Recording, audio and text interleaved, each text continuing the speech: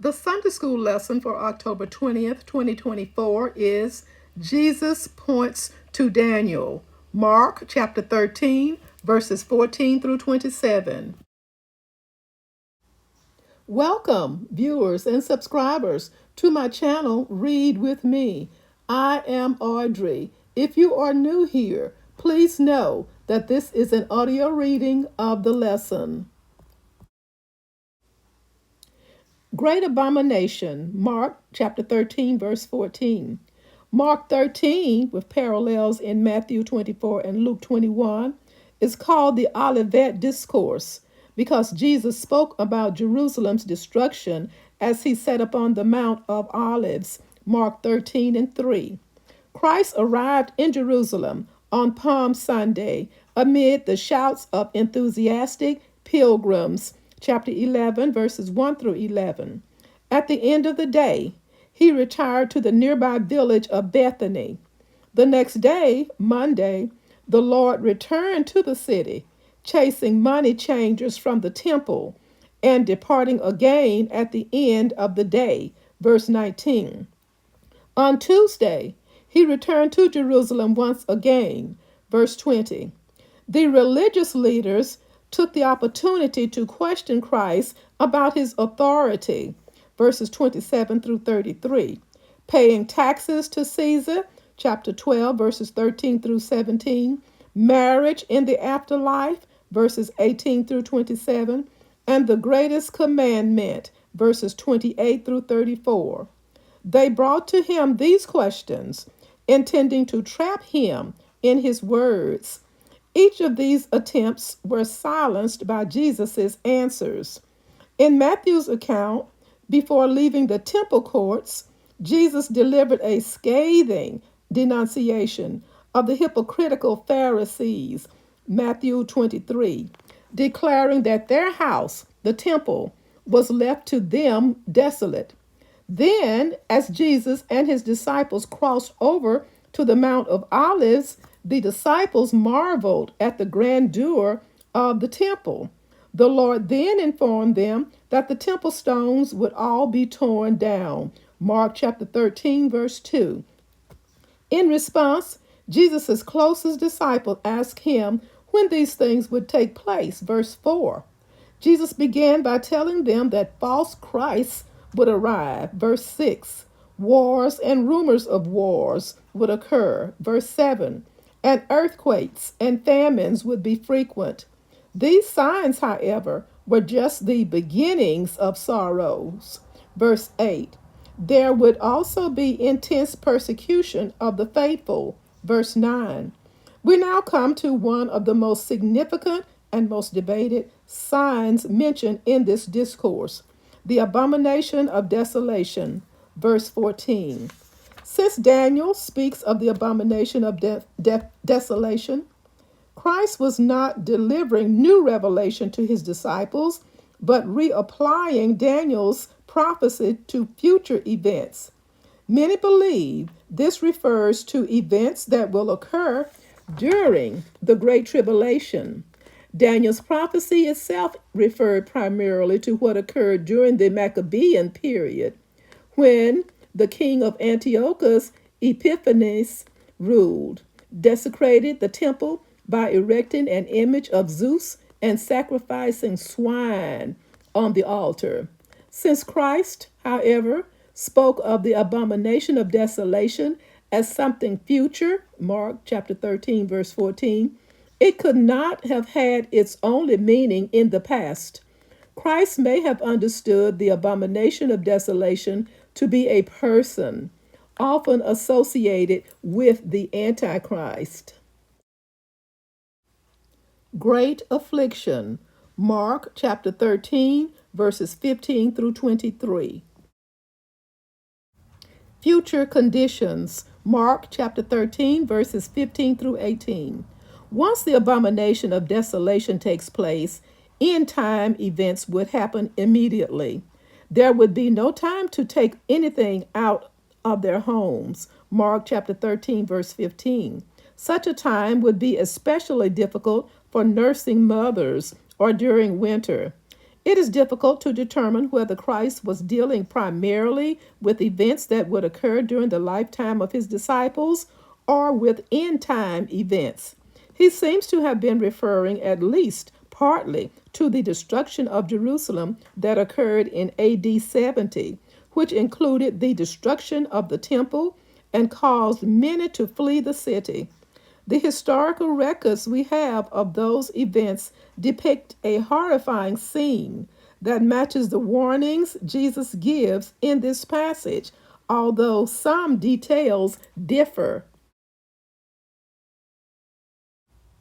Final conflict, Mark chapter 13, verses 19 through 20.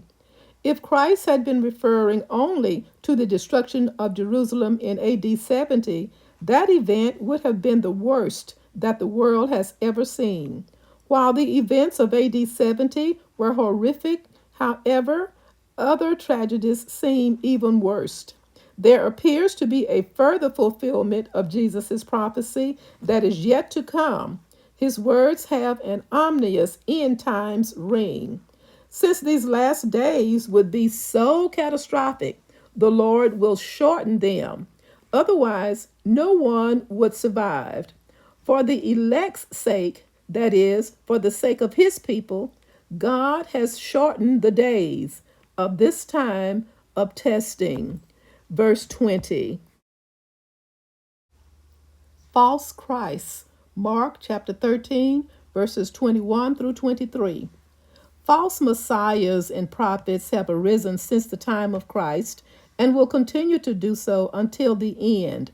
Christians are to be on guard against deceivers and not believe those who proclaim that they have found the Christ or received some new revelation from God. Galatians chapter 1, verses 8 through 9. As church history shows us, many have deceived and been deceived in exactly the way Jesus describes in Mark 13. The same kind of deception continues today.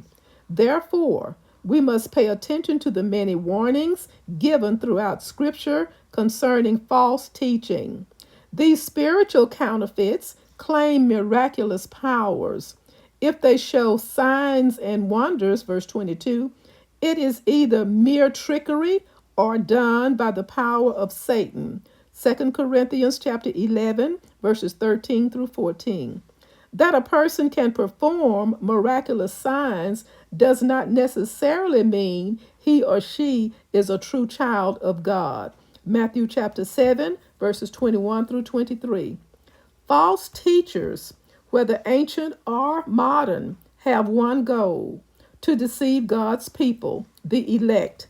Mark chapter 13, verse 22. Since Satan has already deceived unbelievers, they are not his primary targets. Jesus' words, if it were possible, verse 22, seems to be an optimistic indicator that true believers will not be deceived, although Paul suggests otherwise in 2 Thessalonians chapter 2, verses 1 through 2. As they say, forewarned is forearmed. Jesus' declaration that he has told us of these things in advance serves as a reminder to all disciples of Christ, especially because we modern believers are among the elect. We must do our part to protect ourselves and our churches from deceivers. Great appearance. Mark chapter 13, verses 24 through 27. Sun darkened. Mark chapter 13, verses 24 through 25. While tribulation can refer to any time of testing or affliction in general, these verses speak of the great tribulation, which will precede Jesus' return.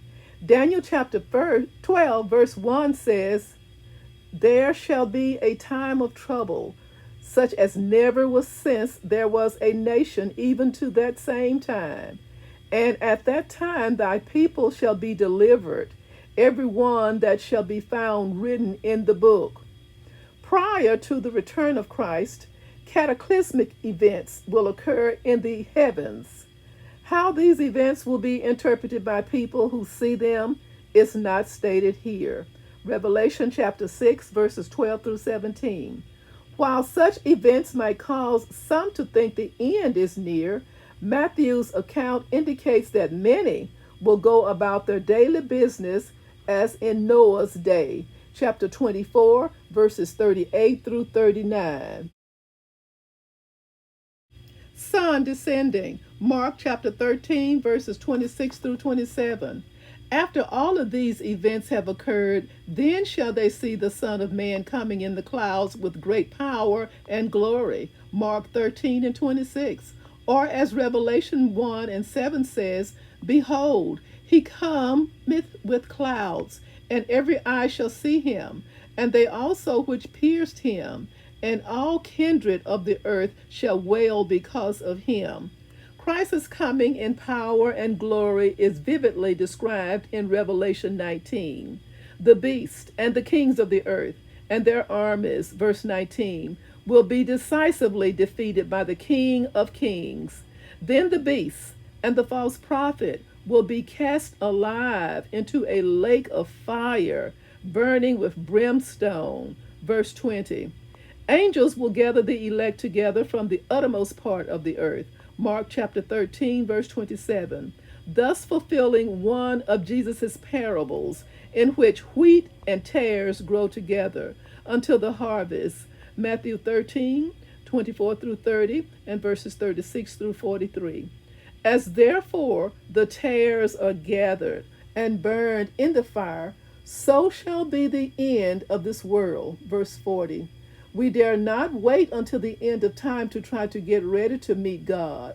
Behold, now is the accepted time. Behold, now is the day of salvation. 2 Corinthians chapter 6, verse 2. As Christ closed, he told his disciples three things. First, just as the leaves of a fig tree indicate summer is near, so these signs indicate the nearness of Jesus' return. Mark chapter 13, verses 28 through 30. Second, this generation would not pass away until these things began to take place. Luke chapter 1, verse 20. Indeed, Jerusalem was destroyed in his listeners' lifetimes. Third, no one knows the precise time of Christ's coming. We must be ready for that day. Mark chapter 13, verses 32 through 37. Thank you so much for listening. Join me soon for the next Read with Me. And remember, every Sunday at 1 o'clock Central Standard Time, I release a new audio for the upcoming Sunday School lesson. Thank you so much for all that you do to help this channel grow one viewer and one subscriber at a time. Stay safe and may God bless.